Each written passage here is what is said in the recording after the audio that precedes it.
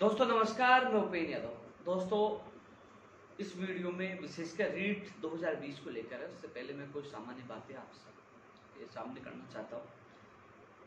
दोस्तों 2 सितंबर को हमने प्रोटेस्ट किया, उसके बाद 7 सितंबर को किया और 7 को मेरी तबीयत खराब हो गई थी। जिस मकान में मैं रहता हूँ उसमें 3 लोग कोरोना पॉजिटिव आ गए थे और जिनसे मैं मिला वो भी कोरोना पॉजिटिव आए। गले में बहुत ज़्यादा जखन होना, दर्द होना। उसके बाद मैं खुद भी मकान में क्वारंटीन हो गया और आज ये 5वां दिन है। दोस्तों अलग अलग भर्तियों को लेकर अलग अलग बेरोजगारों के कॉल और मैसेज बहुत आते हैं। मेरे गले में इतना दर्द था कि मैं पहले फ़ोन भी नहीं उठा पा रहा था, ना बोल पा रहा था। लेकिन दोस्तों जब सोशल मीडिया पे कई लोगों के मैसेज देखता हूँ बड़ा दुख होता है। मैं आप सबसे पूछना चाहता हूँ कि आज कोरोना महामारी की वजह से मैं आज घर में आइसोलेट हूँ, क्वारंटाइन हूँ, क्योंकि तकलीफ मुझे भी है।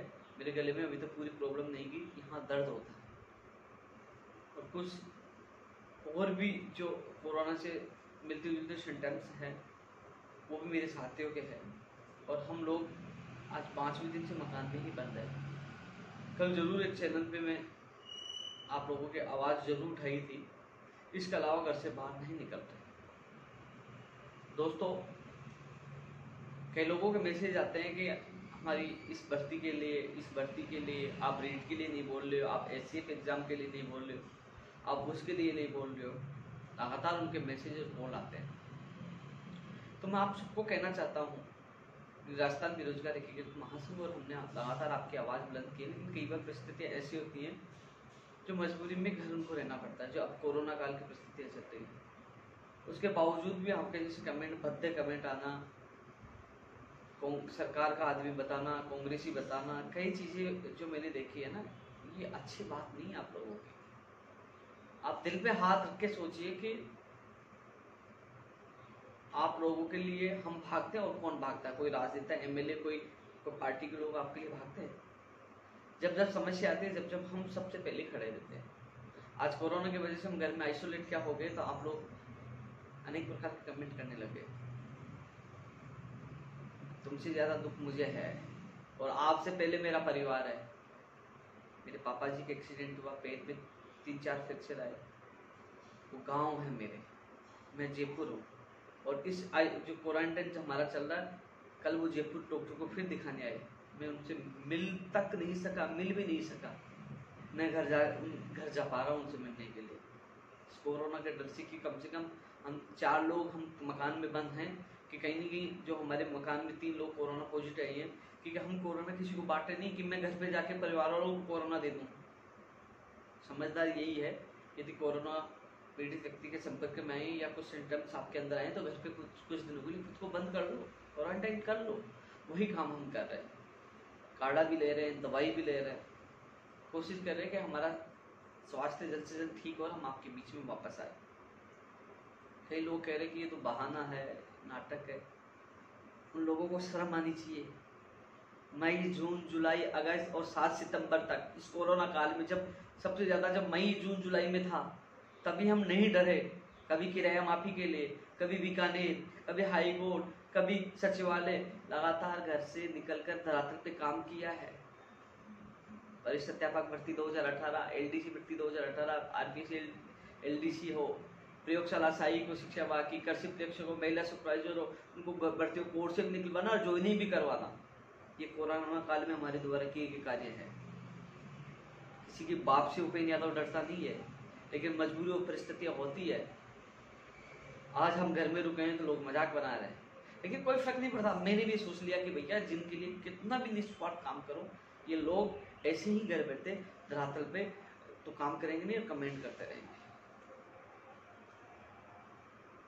हर बेरोजगार के लिए जी जान लगाइए, घर से निकले हैं।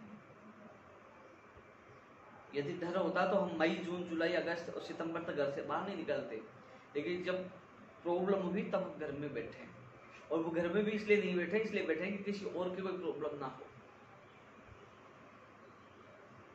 कोशिश हर व्यक्ति के लिए करता है।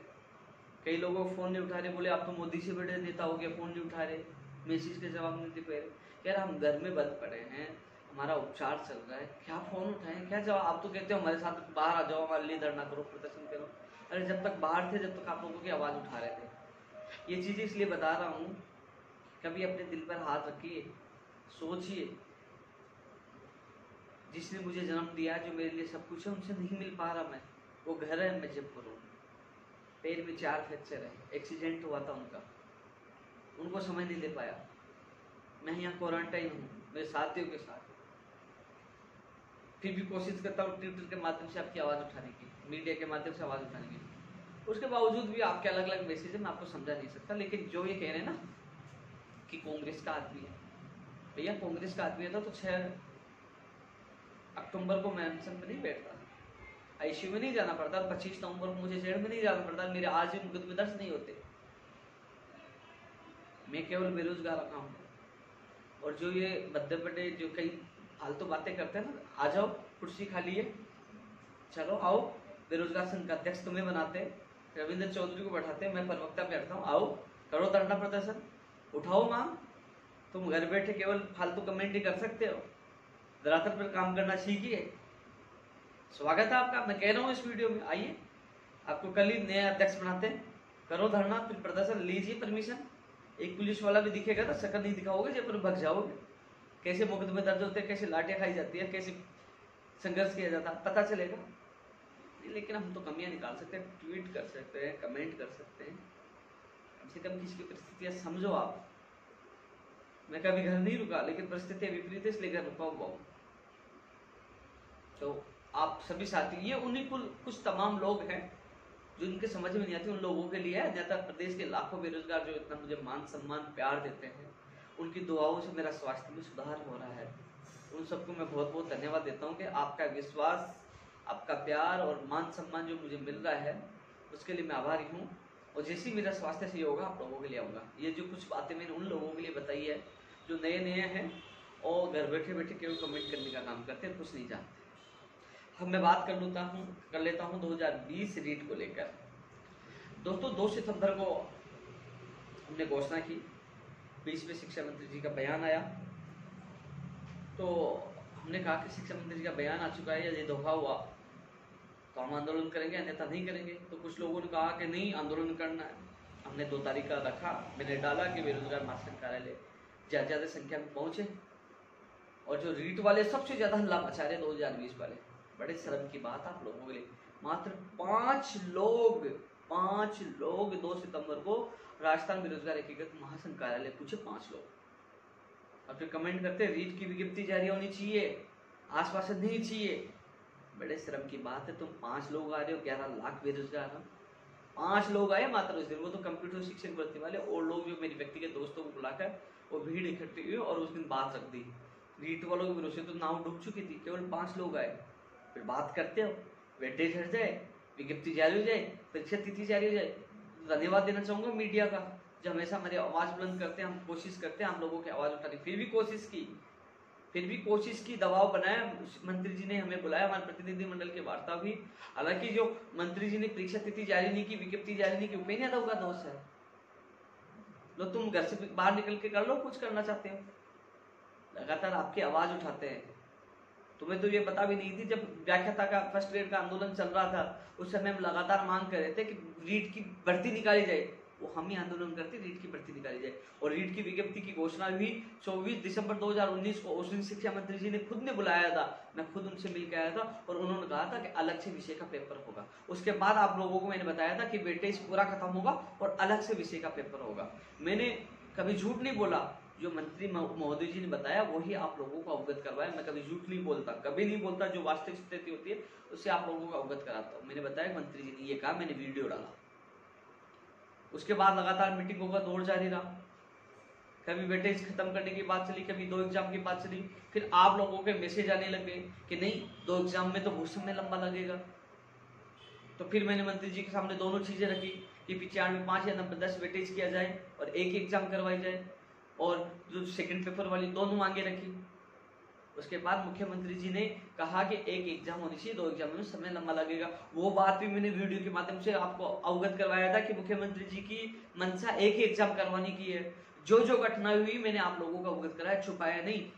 कि उपेंद्र यादव ने पहले 2 एग्जाम के लिए कहा, उपेंद्र यादव ने पहले वेटेज खत्म करने के लिए कहा, अब एक एग्जाम हो रही है। अरे उपेंद्र यादव ने नहीं कहा, जो जो मीटिंग में निकला, जो जो मंत्री ने कहा वो मैंने आपको अवगत करवाया।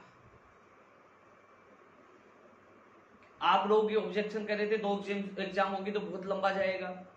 अब मुख्यमंत्री जी से बड़ा नहीं हो सकता, मैंने आप लोगों की पीड़ा रखी, लेकिन किसी व्यक्ति को राहत मिल जाए ना, राहत मिल जाए, तो वो कहता है कि मेरे को इतना सा मिला, मुझे तो पूरा मिलना चाहिए। हम लोग वेटेज का विरोध करने वाला सबसे पहला इंसान मैं ही था। 7 जून 2018 को अशोकनगर थाने में मैं खुद गया था, मुझे पुलिस गिरफ्तार करके ले गई थी। हमारी मांग थी 12 राज्यों का कोटा कम हो, वेटेज खत्म हो, और जो एक ही प्रमाण पत्र से लग गए वो वापस नहीं आए। और उस लड़ाई को अंतिम दम तक लड़ा, और जो कांग्रेस के घोषणा पत्र डाला गया था ना, मैं खुद बैठकर लिखवाने वाला हूं। मैं था जो लोग डाले ना कि बिंदु नंबर 6, जो आज सोशल मीडिया पे कमेंट कर, बेवकूफों को पता नहीं है, जो नेता बनने की कोशिश करे एक तो लोग, वो घोषणा पत्र में मैं खुद बैठ के डलवाने वाला था, विसंगतियां दूर की जाए। मैं खुद पूर्व प्रदेश अध्यक्ष सिंह पायलट ने मुझे लिखित में एक आदेश भी दिया था रीड लेवल फर्स्ट के लिए, खुद ने वो विसंगतियां डलवाने वाले हम थे। और शिक्षा मंत्री जी को हमने कहा था, आपने विसंगतियां दूर करने की कहा था, इसलिए वेटेज खत्म किया जाए। शिक्षा मंत्री जी ने वादा किया था मुझसे कि वेटेज खत्म होगा। और मान लीजिए आज 90-10 भी किया जाता है, एक एग्जाम होती, 2 एग्जाम में समय लगता है, तो 20% का तो फायदा ना, पहले 30% जोड़ा जा रहा था। किसको फायदा हो रहा है? आप लोगों को फायदा हो रहा है। नहीं, वेटेज खत्म होना चाहिए, उपेंद्र यादव ने वादा किया था। उपेंद्र यादव कोई प्रयास कर सकता है? तुम घर बैठे कमेंट करो, उपेंद्र यादव जाए तो जेड उपेंद्र यादव जाए, अनशन करे तो उपेंद्र यादव करे, प्रदर्शन करे तो उपेंद्र यादव करे, लाठियां खाए तो उपेंद्र यादव खाए, और मुकदमा दर्ज करा तो उपेंद्र यादव कराए। हम तो घर बैठे बैठे कमेंट करेंगे उपेंद्र यादव ने कांग्रेस ही है, उपेंद्र यादव वेटेज खत्म नहीं किया, उपेंद्र यादव ने ये नहीं किया। अरे यार, आपने ऐसी तैसी करवाई क्या? अपने माँ बाप परिवार को छोड़कर आप लोगों के लिए 24 घंटे लगा रहता है। हाँ, ये जरूर है कि वेटेज खत्म नहीं होता है। मान लो जो हमने 2 मांग रखी थी आप लोगों के लिए कि 2 एग्जाम हो तो अच्छी बात है, नहीं तो एक ही एग्जाम हो जो समय नहीं लगे, जिसमें 95 पास या 90-10 वेटेज हो। ये वेटेज कम नहीं करते, 30 करते, तो मैं वादा करता हूँ आंदोलन करने के लिए। मैं खुला कह रहा हूँ, क्योंकि मंत्री जी ने वादा किया था, घोषणा पत्र में डाला था, यदि 90-10 या 95 वेटेज नहीं करते, वेटेज नहीं घटाते, या खत्म नहीं कर पा रहे, मानो उन्होंने वादा किया था, लेकिन कम भी नहीं करते, तो मैं आज सोशल मीडिया के माध्यम से घोषणा करता हूँ, वेटेज का विरोध सबसे पहले उपेंद्र यादव करेगा, चाहे जेल जाना पड़े, चाहे लाठियां खाना पड़े। वेटेज खत्म, ये कम करने का, खत्म करने का वादा मंत्री जी ने किया था, उनको पूरा करना होगा। अब विज्ञप्ति जारी होने के बाद अब सबको पता लग ही गया कि मंत्री जी ने पिछली मीटिंग में कह दिया कि एक ही एग्जाम होगी, तो जो फर्स्ट लेवल की तैयारी करने वाले हैं वो पहले के हिसाब से तैयारी करो, उसमें कोई बदलाव नहीं है, वही एनसीटी का सिलेबस है, पुरानी वाली किताब तैयारी करिए। सेकेंड लेवल में भी वही है, केवल बीए का वेटेज कम होगा, तो बीए की डिग्री जो आपके आ चुकी है, लेकिन जो आपके पास बीएम बन चुके, जो बन चुके, आपको तैयारी करनी है रीट की, जमकर करो ना रीट की तैयारी। अब परीक्षा कब होगी और विज्ञप्ति कब जारी होगी, इस पर सवाल है। तो दोस्तों अब समझते सही हो जाए, आप कहोगे जैसे, लेकिन मुझे तो विश्वास आप लोगों ने पहले ही तोड़ दिया। 5 लोग पूछे थे 2 सितंबर, सुन लीजिए, 5 लोग, फिर कहते हैं कि हमारी आवाज नहीं उठाते। तुमसे अच्छा तो और लोग हैं, सेकंड ग्रेड वाले बीकानेर पहुंच गए थे 500 लोग, जहां जहां उनको बुलाया जाए, एलडीसी वाले सब लोग भीड़ में आते हैं, लेकिन रीट वाले बात तो बड़ी बड़ी कर लेते, पूछते 5 लोग है, 11 लाख बेरोजगार है, फिर दोष दे देते उपेंद्र यादव को। आज मैंने यूट्यूब चैनल पर उपेंद्र यादव, मेरा जो पेज है, और ट्विटर अकाउंट पर मैंने 2016 में बनाई गई एक पिक्चर, डॉक्यूमेंट्री फिल्म इसलिए डाली थी कि कम से कम आप लोगों को पता चले कि बेरोजगार क्या दुर्दशा है। उसमें वास्तविक सीन है, जो लाठियां खा रहे ना, लठ खा रहे, वो सही सीन है, कैसे बुरी तरह मुझे मारा गया था। आप कम से कम सच्चाई तो जाने। आप मेरी फेसबुक देखिए 2012 के बाद, 13 के बाद देखिए, मेरे यूट्यूब चैनल देखिए, कितनी लाठियां खाई है, कितनी बार जेल गए हैं। हम तो दोनों सरकारों में लड़ाई लड़ी है। यानी कि 3 जुलाई 2012 जो कांग्रेस सरकार थी, तब मैं पहली बार जेल गया था, जब हमें पीटा गया था। फिर बीजेपी में 5 साल संघर्ष किया, कांग्रेस में कर रहा है। हमने किसी पार्टी को ज्वाइन नहीं किया, हमारी पार्टी बेरोजगार है, लगातार संघर्ष किया आप लोगों के लिए। इसलिए किसी में सवाल उठाने से पहले सोचिए कि उपेंद्र यादव के अलावा आप लोगों के लिए कौन जेल जाता है, कौन लाठियां खाता है, कौन अनशन करता है, कौन भागता है। अरे कम से कम हाँ, मुझे मजबूत तो बनाइए, विश्वास तो दिलाइए। आप केवल निराशाजनक बातें मत करिए, किसी की बेखाओ मत आइए। मुझे पता है कुछ राजनीतिक प्रेरित लोग हैं जो राजनीति से जुड़े हैं, फर्जी आइडिया बना के। मुझे ये पता है जो लोग कमेंट कर रहे हैं, 10 कमेंट आ रहे हैं, उसमें 8 कमेंट तो फर्जी आइडिया वाले हैं। जो किसी पार्टी विशेष से जुड़े हुए हैं, उनकी मंशा यही है कि इनको कैसे भी बदनाम किया जाए। आप सबको मैं यही कहना चाहूँगा दोस्तों, रीट 2020 वाले अभ्यर्थियों को और अन्य भर्तियों के अभ्यर्थियों को, चाहे वो टेक्निकल विभाग की भर्तियां हों, चाहे बिजली विभाग की भर्तियां हों, चाहे बाहर राज्य का कोटा समाप्त वाली मांगे, दोस्तों प्लीज समझिए, परिस्थिति समझिए। आप ज्यादा जानकारी के लिए मेरे यूट्यूब, मेरे फेसबुक देखिए। आप लोगों के लिए मैं ही था, और यदि मेरे से कोई बेहतरीन कार्य करना चाहता है, उनका स्वागत है, वो जयपुर आइए, उसको बेरोजगार संघ का अध्यक्ष हम बनाएंगे, और बेरोजगार संघ के अध्यक्ष बनकर वो बेरोजगार का भला करिए, उनको हम बनाएंगे। कम से कम हमारी जगह ले, हमारी जगह 2 साल से खाली चल रही है, हमने तो बहुत पहले घोषणा कर दी थी। आइए, अध्यक्ष बनिए और बेरोजगार का भला करिए, लेकिन सवाल जवाब करने के बजाय सोचिए। कई बार परिस्थिति होती है, मुकदमे दर्ज हैं, मुकदमे दर्ज हैं, अभी तक गिरफ्तारी नहीं, कभी भी गिरफ्तार कर सकते हैं। रही बात धन्यवाद देने की, क्यों उपेंद्र यादव धन्यवाद क्यों दे रहे हैं? अरे भाई, जब संगठन चला रहे हैं ना, जैसे रीट वाला आपका मामला है, वेटेज वाला या विज्ञप्ति वाला, साहब हाथ जोड़ते हैं, प्लीज विज्ञप्ति जारी कर दो साहब, वेटेज जारी कर दो, लोग बेरोजगार हैं। चले गए, हमने निवेदन कर लिया, साहब बहुत बड़ी मांग है, आपका बहुत बहुत धन्यवाद ज्ञापित करेंगे। उन्होंने वो मांग कर दी पूरी, दूसरे वाले आ गए, फर्स्ट ग्रेड वाले आ गए, तो मैं आपके लिए धन्यवाद देना चला गया था, फर्स्ट ग्रेड वाले गाली देने लगे, अरे आप तो रीट के लिए धन्यवाद देने चल गए, हमारी तो विज्ञप्ति नहीं है, आप तो कांग्रेस ही हो। लेकिन वो नहीं भूल जाते कि मैं वो भर्ती की मांग करने के लिए गया था, तब मैंने क्या कहा था, साहब ये भर्ती की मांग पूरी कर दो, मैं धन्यवाद दूंगा। वही स्थिति थी दोस्तों, जब रीट लेवल 2 के लिए अनशन किया, लाठियां खाई, तो हम हाथ जोड़ते थे, प्लीज ये भर्ती निकली, इसकी सूची निकाल दो साहब, एडीसी पद कम गए मैं निकाल दो साहब, बाहर राज्य का कोटा कम कर दो, जो हम लगातार प्रयास करें साहब, आपका बहुत बहुत धन्यवाद देंगे। जब उन्होंने दोनों मांगे पूरी कर दी, तीसरी मांगे पूरी चल रही है, क्या धन्यवाद देना, मेरा जो मैंने वादा किया उनसे, जब मांग पूरी नहीं हुई उससे पहले, साहब हम आपको धन्यवाद देंगे, क्या धन्यवाद देख के मैंने क्या गलत कर दिया? आप दिल से सोचिए, धन्यवाद देने से और भी काम हम करवा सकते हैं। किसी को धन्यवाद बोल के, साहब आपने अच्छा काम किया, ये 2 काम और कर दीजिए, और भी काम करवा सकते हैं ना। ये काम किसके हैं? बेरोजगारों के हैं या उपेंद्र यादव के व्यक्तिगत काम है, या आप लोगों के काम है? धन्यवाद देके और भी काम आप लोगों के लिए करवाना चाहता हूँ, न कि उपेंद्र यादव के व्यक्तिगत काम है। इसलिए मैंने उनको वादा किया, वो वादा मैंने पूरा किया, जो मैं जवान देता हूँ वो मैं पूरा, मेरा वादा पूरा करता हूँ। इसलिए परिस्थितियाँ समझिए, मेरा स्वास्थ्य भी अभी ठीक नहीं है, हम क्वारंटाइन हमारे साथियों के साथ, मेरे परिवार की जो घटना हुई, मैंने बताया मेरे पापा जी का एक्सीडेंट हुआ, उसके बावजूद मैं घर पर भी नहीं जा पा रहा, तो कोशिश कर रहा हूँ कि आपकी आवाज़ उठाऊँ। इसलिए आपसे मेरा निवेदन यही है कि आप लोग एकजुट रहें, मजबूत रहें।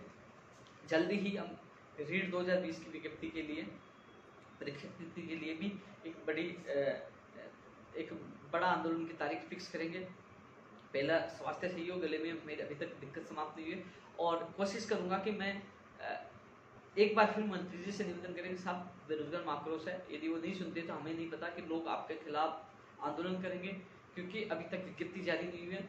24 दिसंबर 2019 को घोषणा हुई थी, अभी तक विज्ञप्ति जारी नहीं हो पाई है, और लोगों में आक्रोश है। तो दोस्तों आंदोलन भी करेंगे, लेकिन एक बार स्वास्थ्य सही हो जाए।